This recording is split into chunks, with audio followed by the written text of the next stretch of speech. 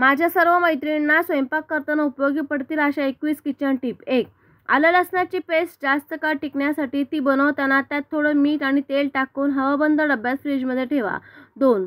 वाटणाचा मसाला जास्त काळ टिकण्यासाठी तो नीट भाजून मगच वाटा आणि साठवणीच्या डब्यात वरून थोडं मीठ टाकून फ्रीजमध्ये ठेवा. 3. कोथिंबीर आणि हिरव्या पालेभाज्या जास्त काळ टिकण्यासाठी त्या नीट निवडून कापडात गुंडाळून फ्रीजमध्ये ठेवा. 4. साखरेत लवंग टाकल्यास तिला मुंग्या येत नाहीत. 5.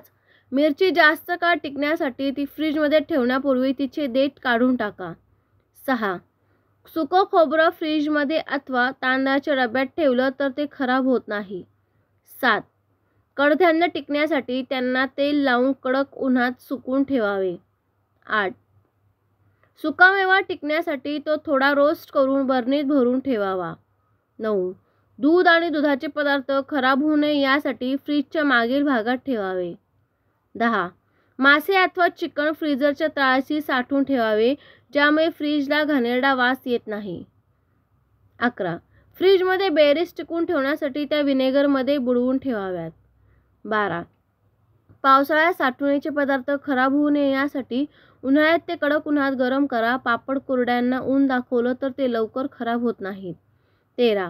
डाळ जास्त प्रमाणात शिजवली असेल तर ती दुसऱ्या दिवशी पराठ्याचे पीठ मळताना त्यात टाका आणि पराठे अधिक पौष्टिक होतील. 14.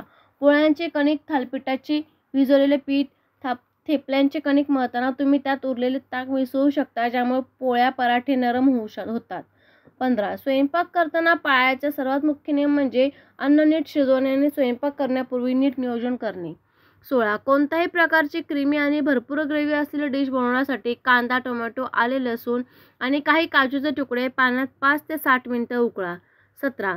ऑमलेट बनवण्यासाठी अंडी फेटताना त्यात 2 चमचे दूध घाला, यामुळे ऑमलेट मऊ आणि फ्लफी होईल. 18.